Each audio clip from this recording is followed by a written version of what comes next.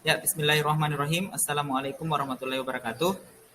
Ya, baik. Untuk pertemuan kali ini kita akan membahas tentang beriman kepada kitab-kitab Allah Subhanahu wa taala yang akan dibawakan oleh saya sendiri Anhar Batara Syawal dari kelas B online SMA Negeri 4 Pangkep. Baik, sebelum kita memasuki materi beriman kepada kitab-kitab Allah Subhanahu wa taala, saya mau bertanya kepada teman-teman atau adik-adik sekalian, sebelumnya beriman kepada kitab-kitab Allah itu pada rukun iman yang keberapa? Ya, benar sekali. Rukun iman yang ketiga. Baik, sebelum kita melakukan atau melaksanakan pembelajaran, baiknya kita mengetahui dulu apa tujuan pembelajaran yang kita akan capai. Yang 1.2, meyakini adanya kitab-kitab suci Allah Subhanahu wa taala. 2.2, peduli kepada orang lain dengan saling menasihati sebagai cerminan beriman kepada kitab-kitab Allah Subhanahu wa taala. 3.2, menganalisis makna beriman kepada kitab-kitab Allah Subhanahu wa taala. Dan 4.2, menyajikan keterkaitan antara beriman kepada kitab-kitab suci Allah Subhanahu wa taala dengan perilaku sehari-hari. Ya, untuk bagian A, definisi iman kepada kitab-kitab Allah. Pengertian iman. Iman adalah keyakinan dalam hati yang diucapkan dengan lisan dan dibuktikan dengan amal, perbuatan, atau tindakan. Kitabullah adalah kumpulan wahyu-wahyu Allah Subhanahu wa taala yang mengandung petunjuk dan kebenaran. Sementara pengertian kitab adalah wahyu Allah Subhanahu wa taala yang dibukukan. Makna lain dari kitabullah adalah ajaran Allah Subhanahu wa taala yang diwahyukan kepada nabi atau rasul yang merupakan ketetapannya dan himpunan petunjuk yang ditulis dan dibukukan.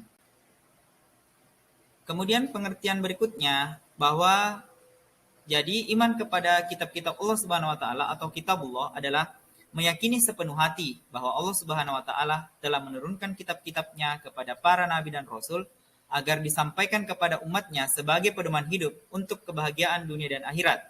Membacanya dengan lisan dan mengamalkan serta mempraktikkannya dalam setiap aspek kehidupan.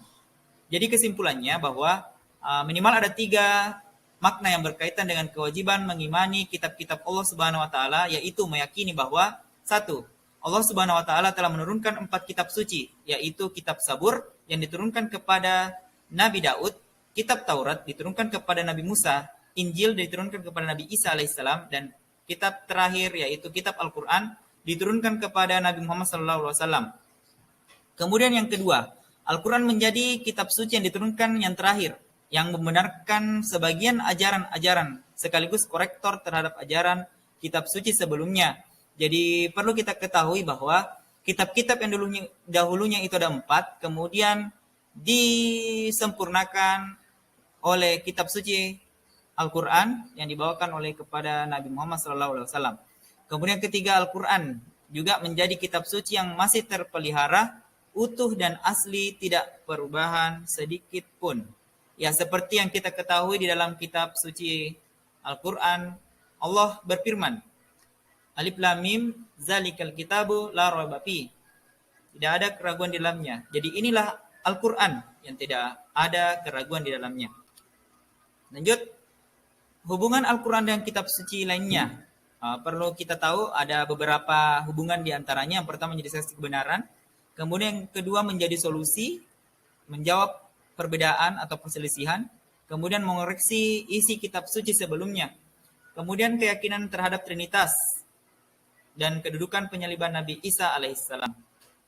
Lanjut ke materi berikutnya, bisa mungkin dibaca juga. Jadi kitab Zabur itu memiliki makna dari bahasa Kipti, yaitu mizmar atau mazmur yang diwahyukan kepada Nabi Daud alaihissalam. Isinya itu tentang doa-doa, kemudian berisi juga sikir-sikir, kemudian pengajaran dan hikmah.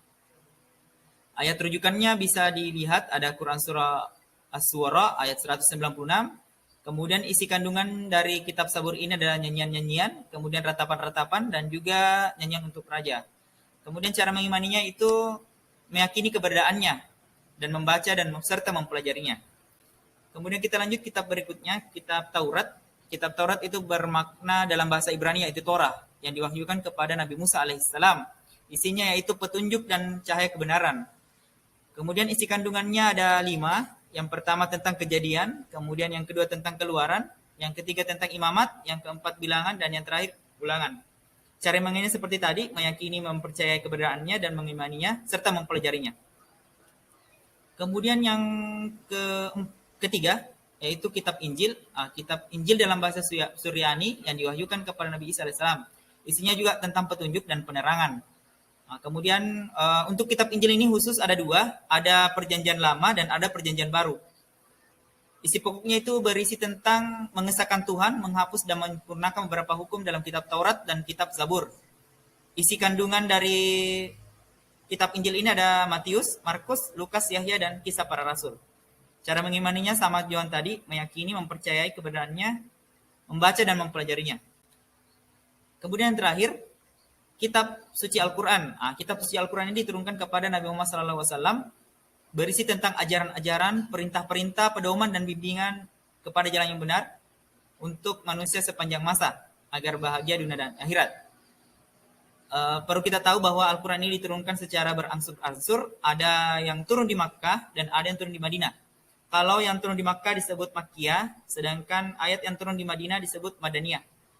Al-Quran ini diturunkan secara berangsur-angsur, yaitu dalam kurun waktu 22 tahun, 2 bulan, 22 hari, atau kita bulatkan menjadi 23 tahun.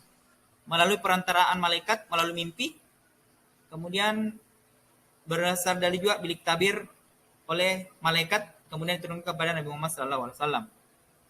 Isi kandungan dari Al-Quran ini ada akidah, berisi tauhid, keyakinan mengesahkan Allah, kemudian berisi akhlak juga, tata krama, etika, sopan santun dan tingkah laku, kemudian berisi juga syariah, hukum-hukum atau aturan tata hidup, kemudian berisi ibadah, pengabdian kepada Allah, dan kegiatan-kegiatan kita kepada Allah. Kemudian berisi juga muamalah, yaitu hubungan manusia dengan makhluk yang lainnya. Kemudian berisi juga kisah, berisi peringatan, atau kisah-kisah umat terdahulu. Kemudian berisi amsal, yaitu perumpamaan, metafora, kiasan, dan juga sebagai pola pendidikan. Cara mengimaninya yaitu meyakini, mempercayai keberadaannya, dan membaca serta mempelajarinya. Adapun hikmah mempelajari kitab suci yaitu hidup menjadi terarah, hidup menjadi tentram dan damai, hati diliputi kebahagiaan, mendapatkan apa yang dinajikan dan terwujudnya kehidupan masyarakat yang madani. Kemudian terakhir, cara beriman kepada kitab suci, meyakini keberadaannya, membacanya, mempelajarinya, membenarkan isinya, mengamalkan serta mengajarkannya. Ya, saya kira cukup. Terima kasih. Assalamualaikum warahmatullahi wabarakatuh.